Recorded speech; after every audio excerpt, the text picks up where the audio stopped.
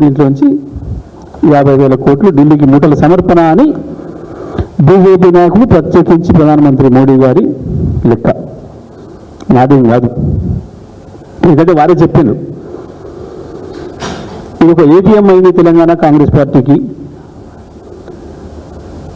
1,000 కోట్ల మూటలు ఢిల్లీకి తీసుకుపోతున్నారు తెలంగాణ నుంచి అనే మాట వారి లెక్కలలోనే అందాజగా చెప్పిన మాట. ఏంటిది మరి, దేని జరుగుతుంది పరిపాలన, ఎవరి కొరకు జరుగుతుంది పరిపాలన, ఏమన్నా అసలు ఏం మాట్లాడింది అన్నాడు. కేసీఆర్ తెలియదు, తెలివి లేక ప్రధానమంత్రితో ఎట్లుండాలో తెలియక పైసలు తెచ్చుకోలే, ప్రాజెక్టులు తెచ్చుకోలే, నేను చూడు ఎట్లా తెస్తున్నావు రేపు. నిజమే, కేసీఆర్ 10 సంవత్సరాల కాలంలో 10 సార్లు కూడా పోటీ ఢిల్లీకి.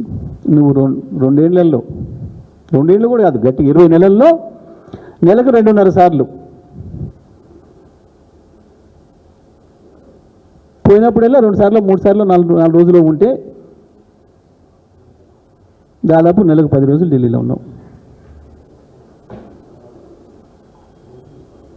ఇంకెక్కువనే ఉన్నాం, దాదాపు 300 రోజులు ఢిల్లీలో కావచ్చు లేదా బయట నీ విదేశీ పర్యటనలు, నీ అద్భుతమైన భాష పరిజ్ఞానాన్ని, ఆ పాఠవాన్ని ప్రదర్శించుకోవడం కొరకు. ఏంటిది సాధించింది?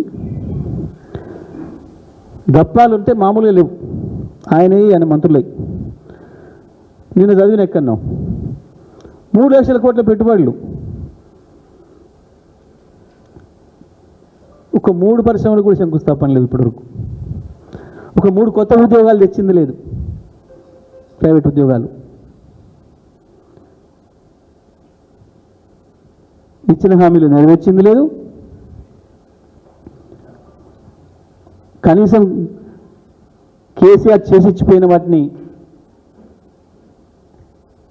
కొత్తగా అభివృద్ధి చేయకపోయినావు. ఇచ్చిన పద్ధతుల్లో 24 గంటల కరెంటు కావచ్చు, ఇంటికి మంచినీళ్ళు కావచ్చు, ప్రతి ఎకరాకి ఇచ్చిన సాగునీళ్ళు కావచ్చు, కనీసం గవి కూడా పాత పద్ధతిని కొనసాగిస్తూ కనీసం ఇవ్వలేకపోతున్నావు. ఇవాళ మళ్ళీ కాలిపోతున్న మోటార్లు, పేలిపోతున్న ట్రాన్స్ఫార్మర్లు, రైతులు మళ్ళీ సబ్స్టేషన్ల ముందుకి ధర్నాలు పోవాల్సిన పరిస్థితి. విత్తనాలు, నకిలీ విత్తనాలతోని అనేక మంది రైతాంగం నెత్తినీరు కొట్టుకుంటున్నారు. ఎరువులు మళ్ళీ పాత పరిస్థితే, మళ్ళీ చెప్పులు లైన్లో, రైతులు లైన్లో. మంత్రుల స్టేట్మెంట్ చూస్తే ఆశ్చర్యంగా ఉంది. ఎక్కడా కొరత లేదు ఒక మంత్రి, కానీ అక్కడనే 200 మంది లైన్లో నిలబడి, పోలీసులు నిలబడి, మరి కొరత లేని కాడ లైన్ ఎందుకుంది, పోలీసు ఎందుకున్నారు? నిస్సిగ్గుగా కళ్ళ ముందర కనబడుతున్న దాన్ని కూడా మాయ చేస్తాం మేము అన్న పద్ధతుల్లో.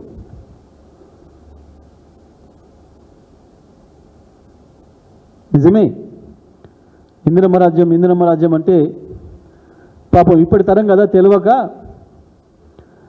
ఇది కేసీఆర్ రాజ్యం కాకుండా ఇందిరమ్మ రాజ్యం అంటే ఇంకేందో గొప్పగా ఉంటుంది అనుకొని ఓట్లేసారు పొరపాట్ల. ఇప్పుడు అర్థమవుతుంది ఇందిరమ్మ రాజ్యం అంటే ఇదా.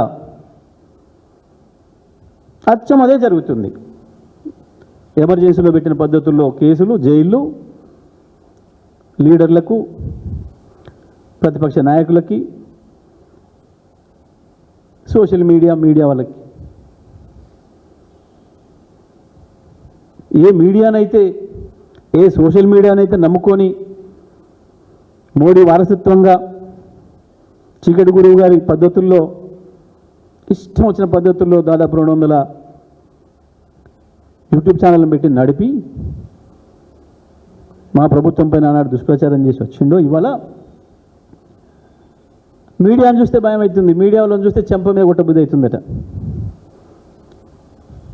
ఎంత ప్రేమ చూడండి.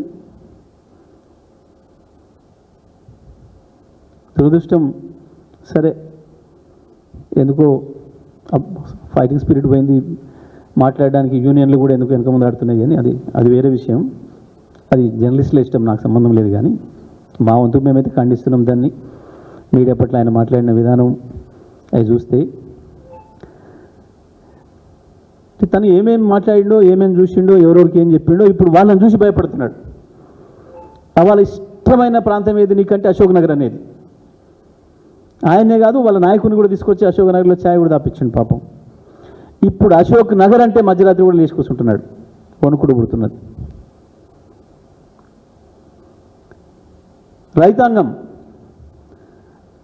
రైతన్నలారా పోండి, అర్జెంటుగా పోయి లోన్ తెచ్చుకోరి, 2 లక్షలు నేను మాఫీ చేస్తా. ఇవాళ కట్టి వచ్చిన కూడా మళ్ళీ ఓన్రి సాయంత్రం నేను మాఫీ చేస్తా. అన్న నేనే ఆపిన, కేసీఆర్ ఇచ్చే రైతు బంధు 10,000 కదా, వారం ఆగురి 15 ఇస్తా, అందుకే ఆపిన నేనే. కానీ వాళ్ళ రైతులను చూస్తే భయం అవుతుంది. అక్క మీద దండం పెడతారు, నాకు వేయండి ఓటు, నాకు అధికారం వేయండి, 2500 నెల నాడు నీ ఇంటికి పంపిస్తా.